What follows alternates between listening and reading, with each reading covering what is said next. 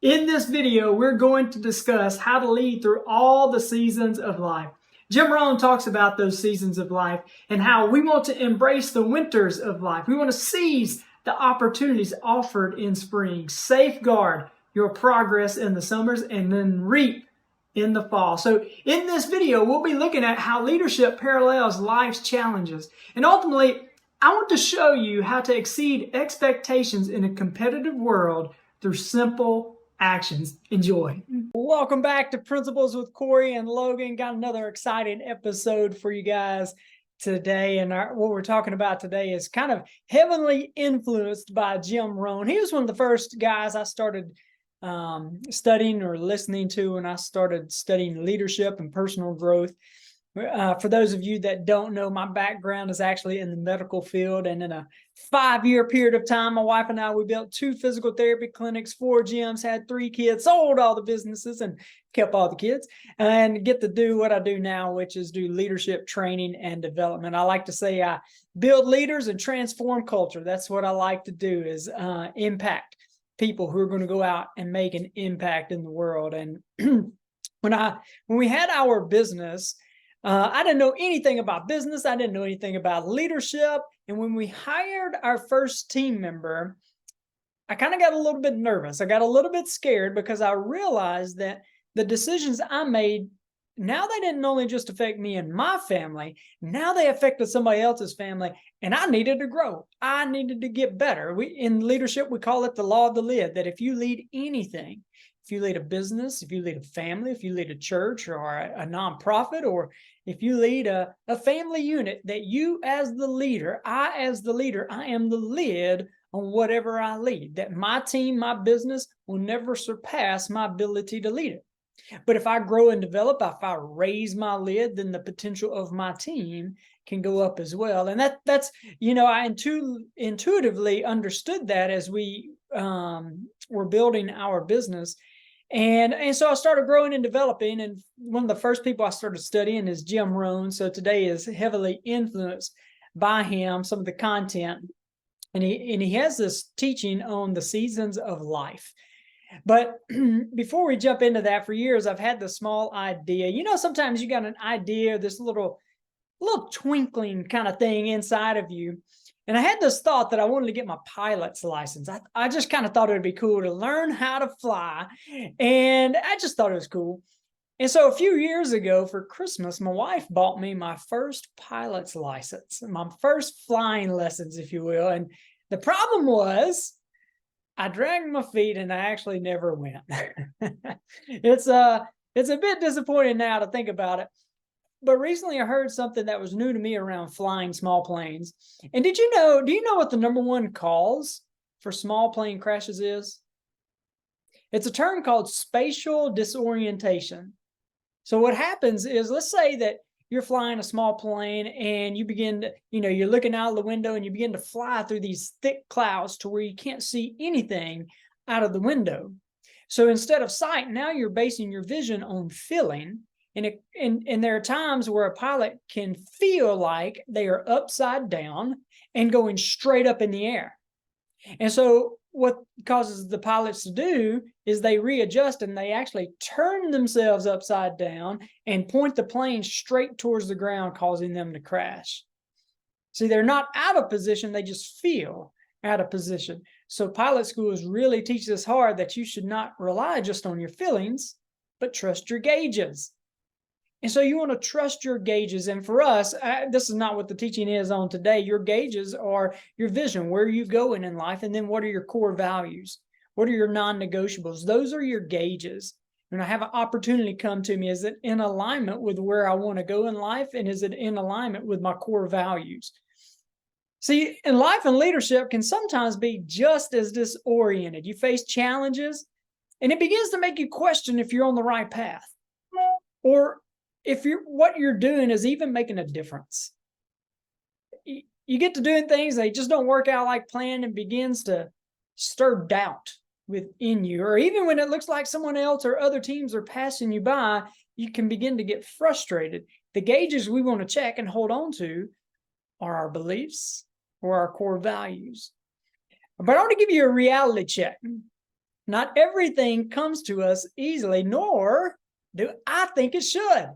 I don't think everything should come to us easily. And there's a reason why we say everything worthwhile is uphill, because it develops muscles. When we think about success, success is not something we pursue. It's something we attract by who we become. Success is looking for a good place to stay. It's looking for good soil to land on so it can produce more than what was actually sown.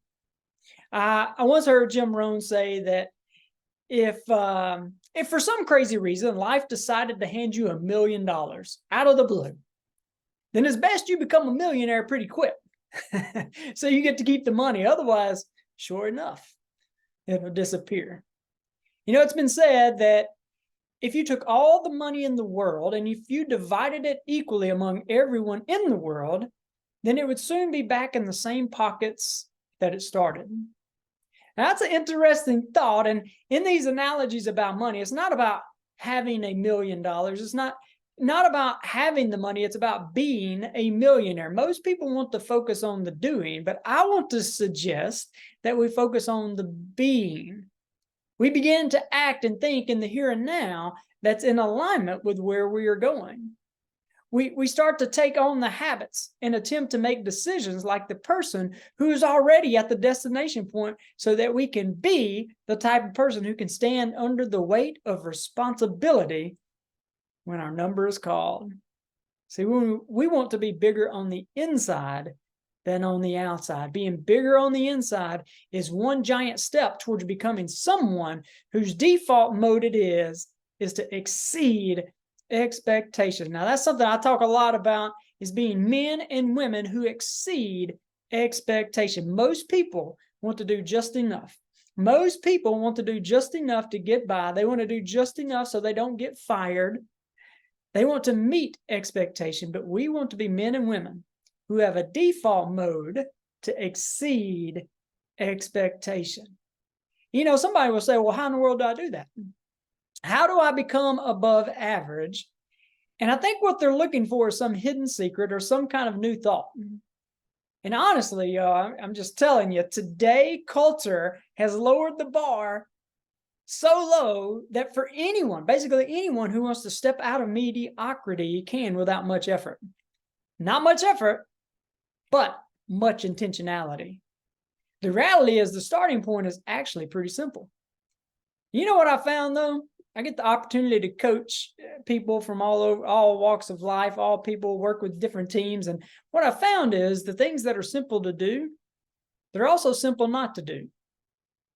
Most won't do the simple because they're looking for the complex. They think the key is in the complexity, when in reality it's in the simple.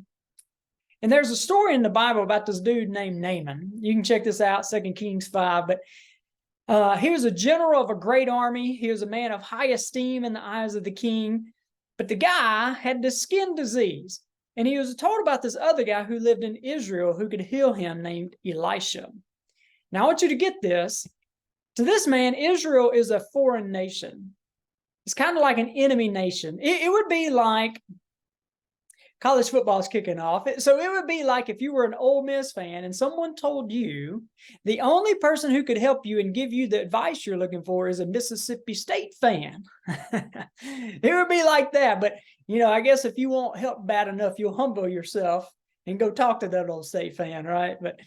But Naaman, he goes to see this guy Elisha that he was told about. And when Naaman gets to Elisha's house, get this, Elisha doesn't even come out to meet him.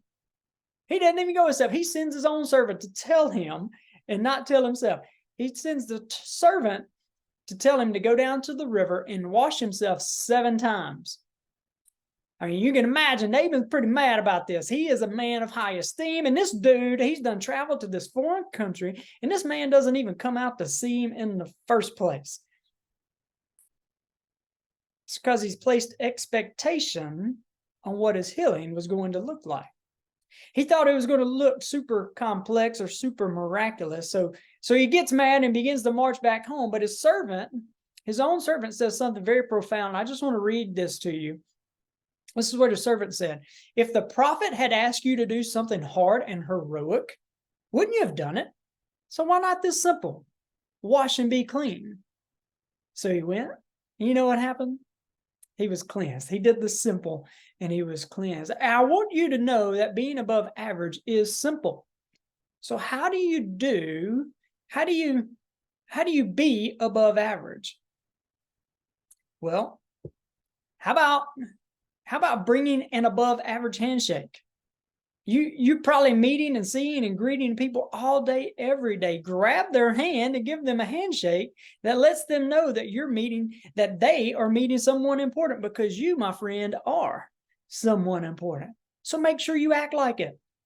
How about bringing in an above average smile everywhere you go? A couple weeks ago, I was flying and I was at the airport, and I just noticing people, and I'd look around, and some of the faces on these people were cold and boring. You are not boring. You ain't no fuddy-duddy, okay? Put a smile on your face and act like you want to enjoy life. Now, I know I'm not, you guys listen to this podcast. This is not for you. This is for somebody else, because I know you guys have a smile on your face. I know that you bring life wherever you go. So how about bringing above average energy? See, I want to bring a certain kind of presence into any type of room I walk into. I want to shift the atmosphere when I walk into the room. You can say I'm crazy, but I'm telling you right now that you can own a room and shift the culture in an environment with the type of energy that you personally bring. We spoke several months ago. I did a podcast about champions, and how champions do not play down to the level of the talent that they are playing against. Well, it's the same here. Don't bring your energy down to the level of the room. Find a way to bring the energy of the room up to where you are. How about bringing in an above average attitude? See, your attitude determines your altitude. That's what Zig Ziglar says. Some people, they bring happiness wherever they go. Some people bring happiness whenever they go. We want to be men and women that bring happiness wherever we go, not whenever we go, okay?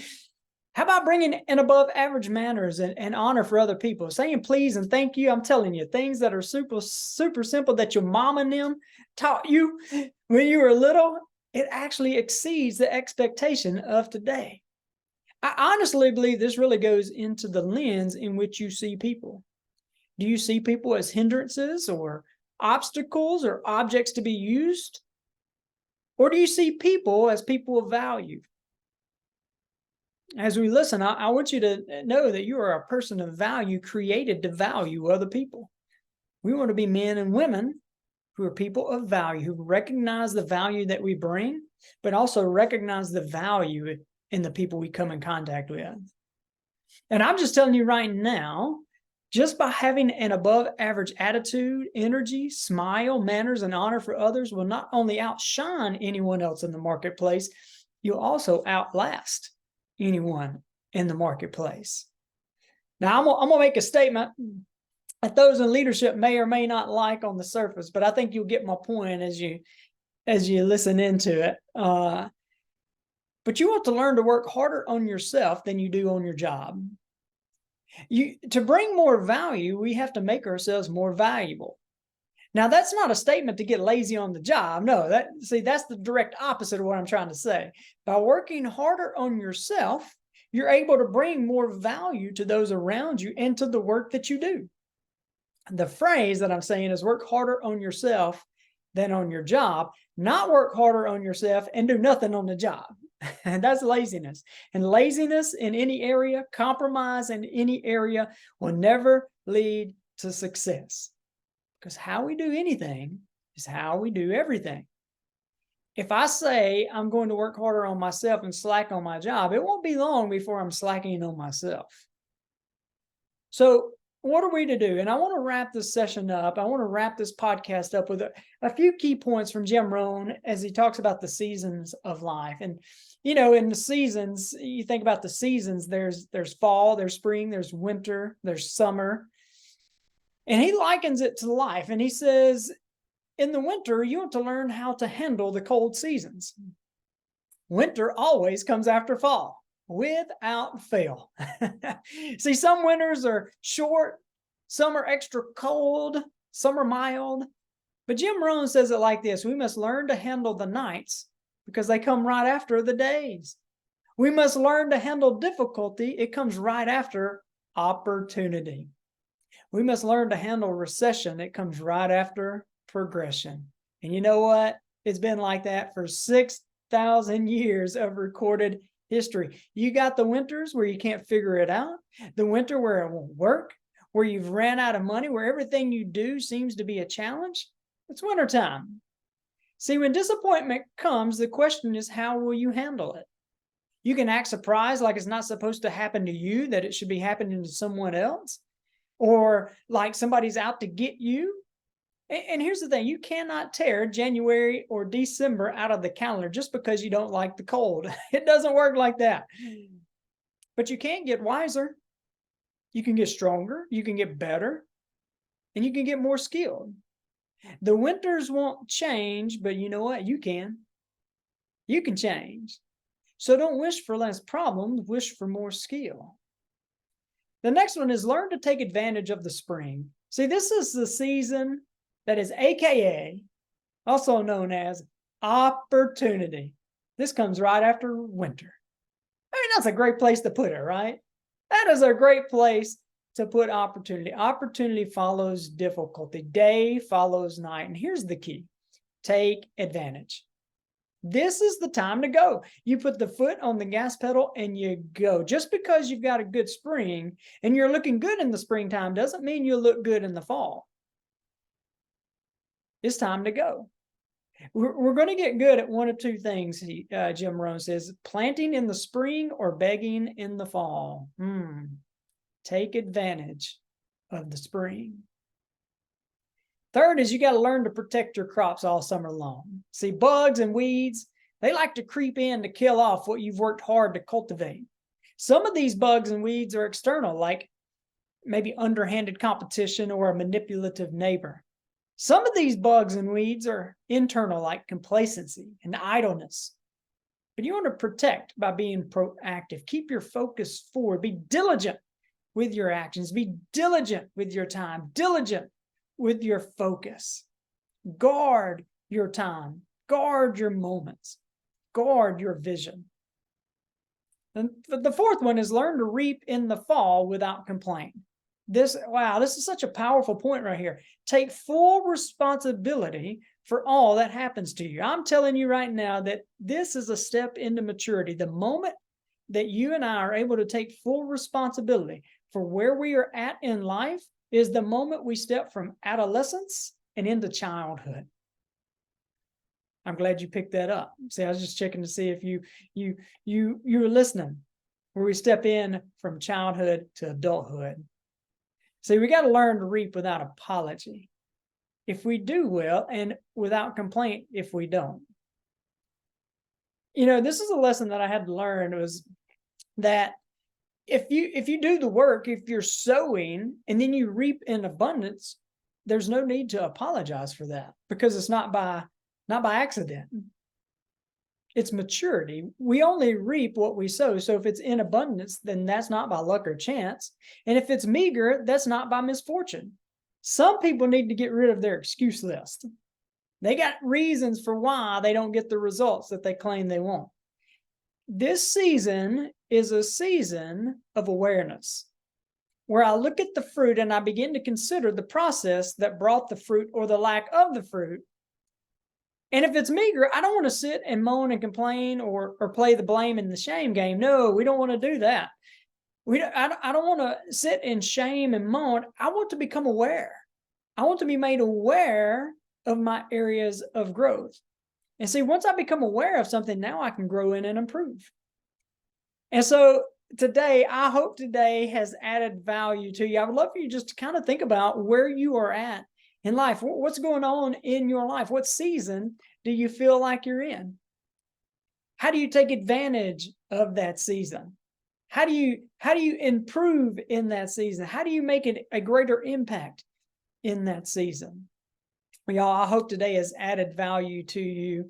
And I want you to know that I've got a couple of books out, a new book out It's 31 Days of Wisdom. Title of it is Leading with Insight. I've got links in the show notes below. You can check that out. But make sure that you like and subscribe to this podcast. If it has added value to you, I would love to hear it. I would love to hear some of your feedback. I would love to hear maybe some of the content you would love to hear, or maybe even something that stood out to you. I would love to hear some of your feedback. But also, if it has added value to you, make sure to share it with a friend or a family member. You can email it. You can put it on social media, whatever you got to do. My goal is I want to impact the lives of other people. I want us to be good at what we do, but great at who we are. I want to spark something within people that sparks something within other people, to impact leaders who are going to go out and impact leaders in their generation. So, hey, I hope today has added value to you. I hope you have an awesome, awesome day, and God bless.